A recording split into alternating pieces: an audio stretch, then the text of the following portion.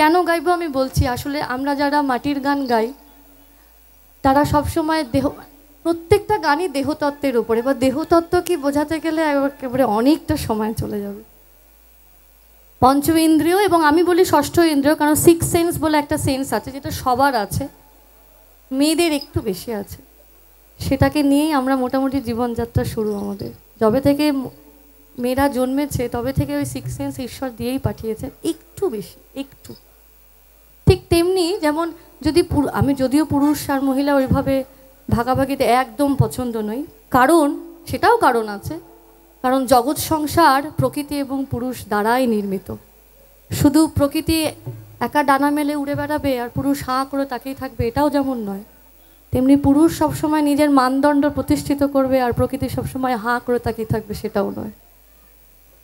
এই নিয়েই জগৎ সংসার, এই নিয়েই মায়া, এই নিয়ে শাহ আব্দুল করিমজির বিষয় মায়া। মায়া বড্ড জটিল জিনিস। বাংলা ডিকশনারিতে মায়া বড্ড জটিল জিনিস। সবাই বলবেন এখন ওই মায়া কাটাতে হয় পৌশালী। আমার একা না, এখানে যারা যারা আছেন বা আছো প্রত্যেকে একদিন এই মায়া কাটিয়ে পড়ে যাবে। কিন্তু কথায় বলে, আমি বিশ্বাস করি যে ভালোবাসার বিনিময় শুধু ভালোবাসাই হয়। যাই হয়ে যাক না কেন, ভালোবাসার বিনিময়ে শুধু ভালোবাসাই হয়। আর এই মায়ার টানেই আজকে আমরা একে অপরের পাশে বসে বসন্ত উৎসব পালন করছি।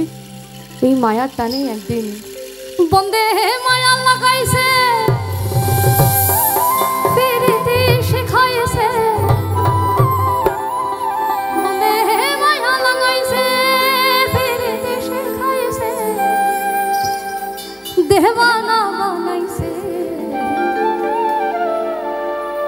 কি জাদু করিয়া বন্দে মায়া লাগাইছে, কি জাদু করিয়া বন্দে মায়া লাগাইছে, বন্দে মায়া লাগাইছে, ফিরিতে শেখাইছে, বন্দে মায়া লাগাইছে, ফিরিতে শেখাইছে, দেওয়ানা বানাইছে। কি জাদু করিয়া বন্দে মায়া লাগাইছে, কি জাদু করিয়া বন্দে মায়া লাগাইছে।